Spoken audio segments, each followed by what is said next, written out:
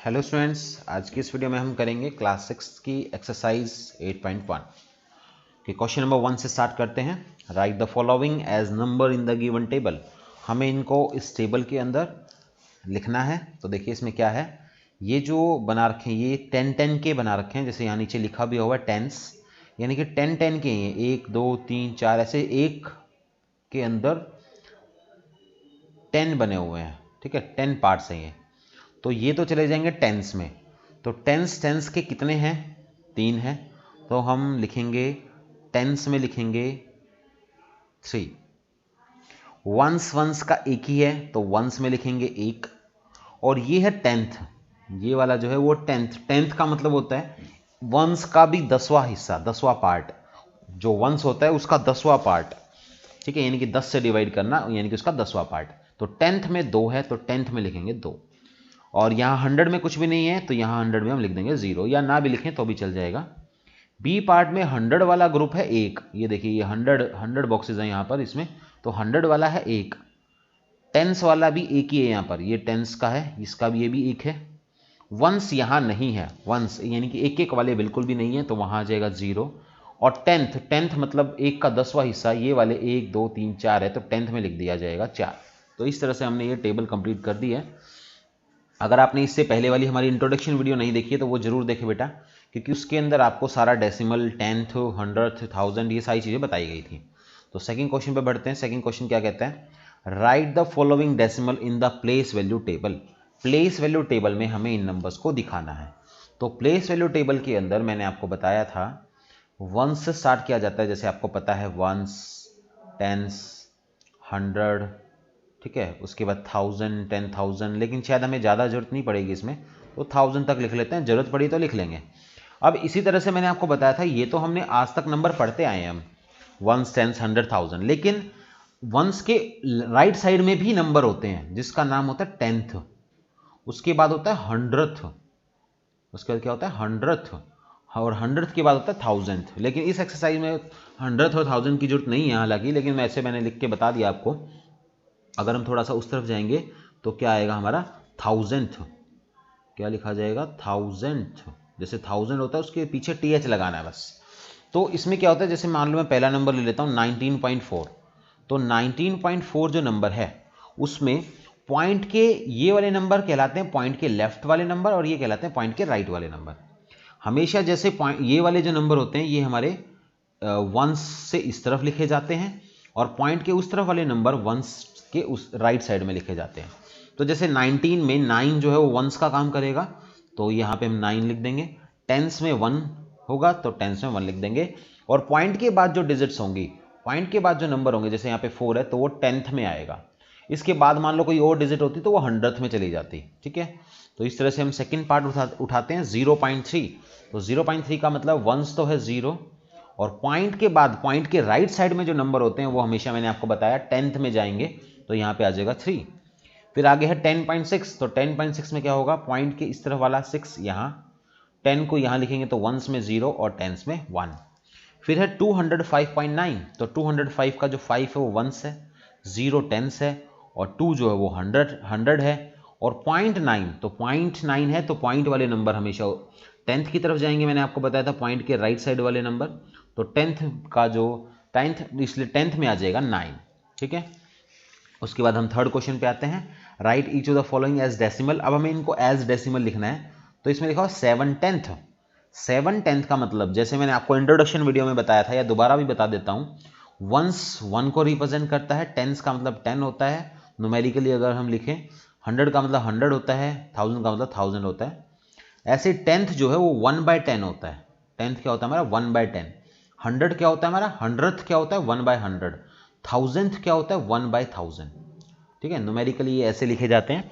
अब जैसे आपको याद होगा, हम पहले मतलब छोटी क्लासेस में 5th में हमने इस तरह से किया हुआ है। मान लो आपको दे दिया 200, 100 में दे दिए 2, टेंस में दे दिया, तो हम उस 200 को ऐसे लिखते थे। फिर हम लिखते थे, मान लो टेंस में दे दिया 5, तो हम लिखते थे 5 × 10।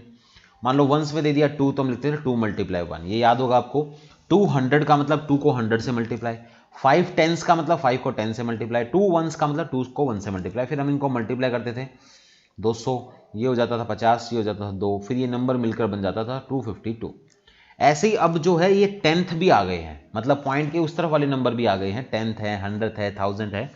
तो वहाँ हमें कुछ नहीं करना, सिंपल सी बात है। 7 अगर 100 होता, यहाँ 700 होता तो हम 100 से मल्टीप्लाई करते, लेकिन यहाँ पे 10th है तो हम उसको मल्टीप्लाई 1/10 से करेंगे, सिंपल सी बात है। तो थर्ड का ए पार्ट है ये 7 × 1/10, और 7 × 1/10 का मतलब होता है 7/10, और 7/10 को हम पॉइंट में 0.7 लिखेंगे। ये मैंने आपको इंट्रोडक्शन वीडियो में करवाया था।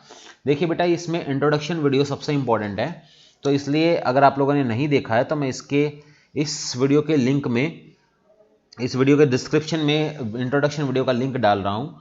अगर आपने वो नहीं देखा तो वो जरूर देखें बेटा, तभी आपको ये आगे के क्वेश्चन समझ में आएंगे। उसके बाद मैं बी पार्ट पर आता हूँ। बी पार्ट क्या है?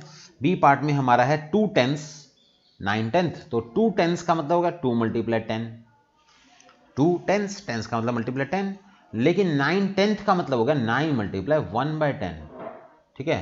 तो 2 × 10 तो हमारा 20 होता है, और 9 × 1/10 9/10 होता है। यहाँ तक तो ठीक है। उसके बाद क्या करना होता है? 20 तो एज इट इज, क्या 9/10 को मैं 0.9 लिख दूं, ठीक है, जैसे मैंने ऊपर भी 7/10 को 0.7 लिखा। अब 20 + 0.9 को मैं यहाँ साइड में ले जाके आपको प्लस करके दिखाता हूँ। एक है 20, एक है 0.9। ये आपने पहले भी सीखा था, 5th क्लास में सीखा होगा कि एक नंबर बिना पॉइंट का हो, एक पॉइंट का नंबर हो, तो बिना पॉइंट वाले के हम 0.0 लगा लेते हैं। इस तरह से इनको ऐड किया जाएगा तो ये बन जाएगा हमारा 20.9। तो इसका आंसर हो गया हमारा 20.9। उसके बाद हम आते हैं सी पार्ट पर। इसी का सी पार्ट देखिए 14.6, ये तो साफ ही साफ क्लियर बोल रहा है 14.6, तो ऐसे लिखना है। डी पार्ट देखिए 100 है तो 100, एंड 1 ही वंस है तो वंस भी 1 है तो 101 आ गया, ठीक है। उसके बाद है 600, ई पार्ट है 600 0.8 तो 0.8 लिख दिया, ठीक है। उसके बाद हम 4th क्वेश्चन पे आते हैं। बहुत आसान है, जिसने 3rd समझ लिया उसके लिए 4th क्वेश्चन बहुत ही आसान है, कोई भी दिक्कत नहीं है। देखिए इसमें क्या है 5/10, तो अभी मैंने आपको बताया था 5/10 का मतलब हो जाता है 0.5। ये कैसे पता चलता है? वैसे तो मैंने आपको बताया, इंट्रोडक्शन वीडियो देख लीजिए, फिर भी मैं आपको बता देता हूँ कैसे होता है ये। जितनी नीचे 0 होती है, पीछे से उतने के बाद पॉइंट लग जाता है। सिंपल सी बात ये होती है, डेनोमिनेटर में जितनी भी 0 हो, 1 के साथ जितनी भी 0 हो, हम उस 0 को हटा देते हैं, और नंबर में ऊपर जो न्यूमरेटर है उसमें हम पीछे से उतने के बाद ही पॉइंट लगा देते हैं। यहाँ पे जैसे 10 है तो हमने पीछे से 1 के बाद पॉइंट लगा दिया, 1000 होता तो 3 के बाद लगा देते, 10,000 होता 4 के बाद लगा देते, 100 होता 2 के बाद लगा देते, ठीक है। तो ये हमारा ए पार्ट हो गया। बस इस तरह से सॉल्व करते जाना है। बी पार्ट देखिए 3 + 7/10 है, तो 3 हमारा एज इट इज रहेगा, प्लस 7/10 को मैं 0.7 लिख दूंगा, 7/10 को 0.7 लिख दिया, और इन दोनों को प्लस करोगे तो 3.7। ये आप 1-2 बार करके देख लेना, फिर आपको हैबिट हो जाएगी। जैसे 3 कुछ भी नहीं था तो 3.0 लिख लिया, और 0.7 पॉइंट के नीचे पॉइंट आना चाहिए, ये ध्यान रखना होता है हमें इनकी प्लस करते वक्त। तो इनको प्लस करना है तो 3.7 आ गया, ठीक है। तो इस तरह से इसका आंसर हो गया हमारा 3.7। उसके बाद अगले पार्ट को देखिए, सी पार्ट को। सी पार्ट में हमारा 200 + 60 + 5, तो ये तो हो गया 265, प्लस में 1/10 का मतलब हो गया 0.1, 1/10 का मतलब हो गया 0.1, क्योंकि 10 है तो 1 के बाद पॉइंट आएगा, और उनको प्लस करेंगे तो ये बनेगा 265.1। सी पार्ट, डी पार्ट देखिए 70.8/10, तो 70 तो 70 ही है, 8/10 का मतलब होगा 0.8, और दोनों को प्लस करोगे तो होगा 70.8। उसके बाद ई पार्ट देखिए 88.10, 88.10 का मतलब एक 0 है, एक 1 के पास एक 0 है, तो 1 के बाद पॉइंट लग जाएगा पीछे से, तो आंसर बन गया 8.8। उसके बाद एफ पार्ट पर आइए, 42/10, पहले इसको खोल लीजिए, पहले मिक्स फ्रैक्शन दिया हुआ है, हमने 6 चैप्टर में किया था, इसको ओपन कर लेते हैं, खोल लेते हैं। तो 10 4 जा 40 और 2 42/10, और 42/10 को हम सीधा 4.2 लिख देंगे, ठीक है। अब आगे क्वेश्चंस को ध्यान से समझिएगा। जैसे जी पार्ट है 3/2, अब यहाँ पे कोई भी 0 वगैरह नहीं है, अगर 10 होता, 100 होता, 1000 होता तो हम इसको कर सकते थे ईजिली। अब आपके पास इसके लिए 2 तरीके हैं, 2 तरीकों से आप इसको कर सकते हो। या तो आप ये दोनों तरीके मैं आपको सिखा देता हूँ, समझ लीजिए, दोनों में से जो आपको आसान लगे वो आप अडॉप्ट कर सकते हैं। ठीक है, तो इसमें क्या है 3/2 का मतलब एक तो तरीका ये है कि हम इसको डिवाइड कर लेते हैं। देखिए यहां करके दिखा रहा हूं मैं आपको, जो नीचे नंबर होता है वो बाहर हमेशा और जो ऊपर नंबर होता है वो अंदर। तो हमने इसको मल्टीप्लाई किया, डिवाइड किया, 2 1 जा 2, ठीक है, यहाँ 1 बच गया। अब यहाँ रोकना नहीं होता, बस इन क्वेश्चंस में क्या होता है, रोकना नहीं होता, हमें पॉइंट लगा के 0 उतार लेनी है। क्योंकि अभी भी मैंने आपको सिखाया था जिस नंबर के साथ कुछ भी ना हो, पॉइंट के बाद कुछ भी ना हो, तो हम पॉइंट 0 अपनी मर्जी से ले सकते हैं और कितने भी 0 ले सकते हैं। तो हमने पॉइंट लेके एक 0 लगा ली और वो 0 नीचे उतार ली। जैसे यहाँ पॉइंट लगाया तो यहाँ भी पॉइंट लगेगा, तो फिर ये 2 5 जा 10 पर चला गया, आंसर आ गया 1.5। एक तो तरीका ये है कि सीधा हमने इसको डिवाइड किया, ये 1.5 हो गया। एक तरीका और सिखा देता हूं मैं आपको, 3/2 है। देखिए हमारा ये क्वेश्चन जो अभी तक हमने क्वेश्चन कर रहे थे उसमें क्या था, सब में नीचे 10 आ रहा था, और नीचे अगर 10 आ गया तो ये बहुत आसान हो जाता है। तो हम यही काम यहाँ करेंगे, हम कोई ऐसा नंबर सोचेंगे जिससे नीचे 10 बन जाए। तो हमने सोचा कि 5 को अगर मल्टीप्लाई कर देता हूँ, 2 को मल्टीप्लाई अगर मैं 5 से कर देता हूँ तो नीचे 10 आ जाएगा। लेकिन आपने ये भी पढ़ा था मैथ्स फ्रैक्शन वाले चैप्टर में भी बताया था आपको मैंने, कि अगर हम किसी नंबर से किसी को मल्टीप्लाई करते हैं नीचे की तरफ तो ऊपर भी करना पड़ता है, और ऊपर करते हैं तो नीचे भी करना पड़ता है, जिससे उसका इफेक्ट खत्म हो जाता है। तो हमने 5 की मल्टीप्लाई ऊपर भी कर दी, हमने 5 की मल्टीप्लाई नीचे भी कर दी, तो ये हो जाएगा 15/10, और 15/10 का मतलब हो गया 1.5। तो आप किसी भी मेथड से कर सकते हैं, सारे मेथड, दोनों मेथड ईजी हैं। उसके बाद 1-2 पार्ट और करा देता हूँ मैं आपको इसके, ठीक है। एच पार्ट देखिए, एच पार्ट में है 2/5, तो 2/5 को, मेरे को तो ये 10 वाला मेथड आसान लगता है इसलिए मैं इससे कर देता हूँ, आप डिवाइड कर लीजिएगा। तो देखो अब 5 को 2 से मल्टीप्लाई करने से 10 बन रहा है, तो 2 से ऊपर भी 2 से नीचे भी, तो ये हो गया 4/10, और 4/10 का मतलब होता है 0.4, ठीक है। उसके बाद हम नेक्स्ट आई पार्ट पर आते हैं।